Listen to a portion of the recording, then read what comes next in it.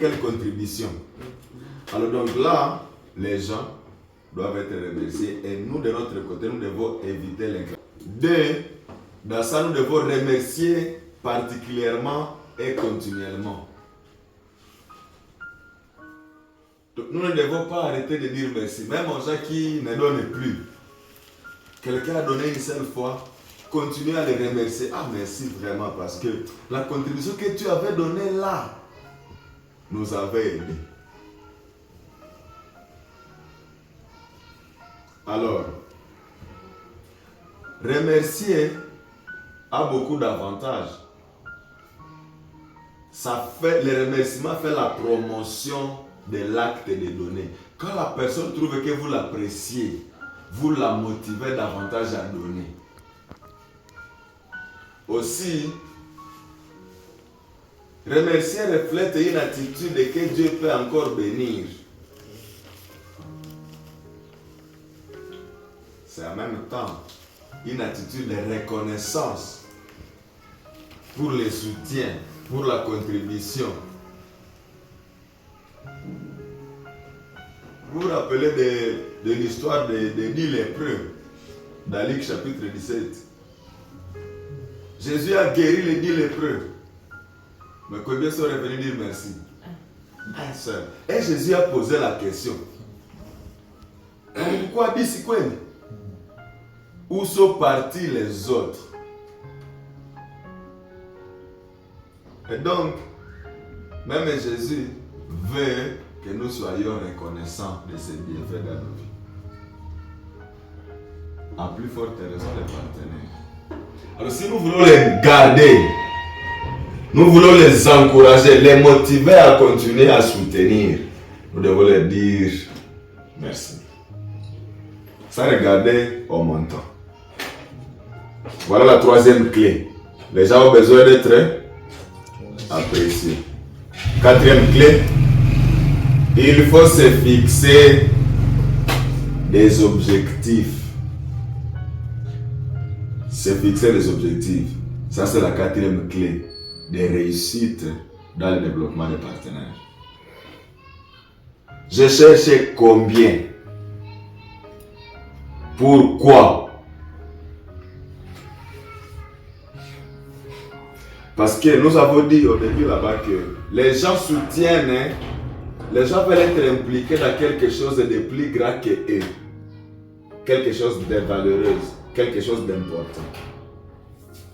Alors maintenant, quand vous voulez développer l'effort, il faut trouver quelque chose d'important, d'utile, qui constitue la raison de la mobilisation de l'argent.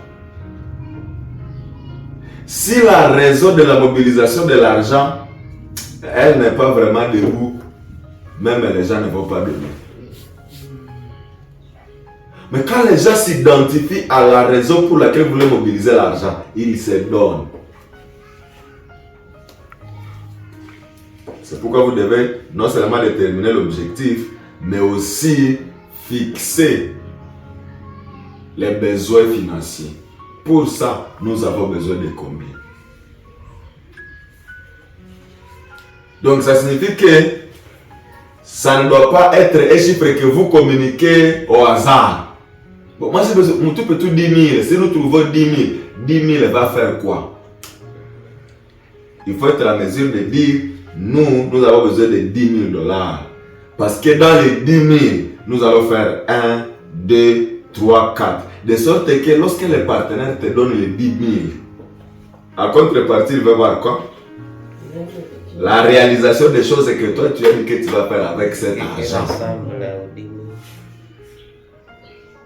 Donc si vous demandez de l'argent pour une activité donnée, et à la fin des comptes on vous donne l'argent, l'activité n'a pas lieu. Vous voyez ce que ça signifie? La crédibilité va partir. Le partenaire dira, ah, zile zinakuwa za kwanza na za mwisho.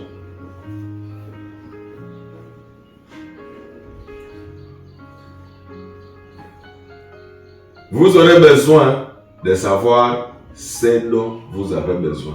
Et ça, ça se passe par l'établissement du budget. Budget, ça peut être un budget mensuel, ça peut être un budget annuel, ça peut être un budget semestriel. Mais généralement, nous fonctionnons avec un budget annuel qui est subdivisé à budget mensuel. Alors, quand vous connaissez déjà les budgets, vous devez maintenant savoir, pour que je réalise ce budget ici, j'ai besoin de combien de partenaires? C'est à ce niveau-là que si vous avez par exemple besoin de 10 000 pour votre fonctionnement attaqué à tel mois, dans l'année, disons 12 000, ça signifie que chaque mois vous avez besoin de combien? $1,000. Vous devez réaliser $1,000 le mois. Alors, les $1,000 du mois, vous prenez, pour que moi je sois en mesure de trouver 1,000 chaque mois, j'ai besoin de mobiliser combien de partenaires? Seulement l'organisation existe, l'organisation fait telle chose, mais où est particulièrement? Tu fais quoi dedans? Parce que ce qui est ça, ma organisation, il n'y a quoi. Alors, ça aide les partenaires à comprendre que je n'ai pas affaire à un charlatan. C'est quelqu'un qui est mieux placé et qui comprend mieux ce qu'il fait. Et si c'est possible, à ce niveau ici, si vous avez quelques photos dans votre téléphone, bien quelques vidéos de témoignages, mérite dans ce kamata amis, mais ça on a kamata téléphone, mais on a onesha parler de ce que le ministère est en train de faire, on a kamata une vidéo, on a pigia muto naona. Ah, on a onesha photo de certification. Ah, bali watu informer kanisa la Mungu Jean. On walikuwa watu 16. Walitoka kwa kanisa ota. Sasa tunaenda mtere. Kuko musulman mwa aliokoka. Na siku ya certification le musulman tulikuwa naye mbaya. C'était une grande joie. La famille yake. Il est venu avec la famille. Oui. Avec sa famille. Et quand ça va nauliza wengine nasema niko musulman. Nani mwenye waliona naye mteresa evangelisation. Des choses qui parlent. Donc quand tu dis ça, quelqu'un te montre ça, tu dois comprendre que tu n'es pas en train de bricoler les choses. Alors, troisième chose, il faut faire le plan. Il faut parler du plan d'activité. Après avoir parlé de ton appel au ministère après avoir parlé de vision, qu'est-ce que que fait et ton rôle dedans? Maintenant, 3, tu parles du plan des activités. Quelles sont les activités à réaliser pour cette année? C'est ce qu'on a dit, on a là. Et puis, quatrième chose, on a pris étape ya kuomba, demander l'argent. Hapa, on a invité un partenaire. Mwambie que voyez ce que nous sommes en train de faire. Je suis venu vous associer à cette grande œuvre. Je veux que vous puissiez être du nombre de ceux qui nous soutiennent parce que ils me connaissent que tout on a fait, il y a déjà certains amis qui sont en train de nous soutenir pour que nous arrivions à le faire. Mais pour atteindre ces plans, nous avons besoin au total de $20,000.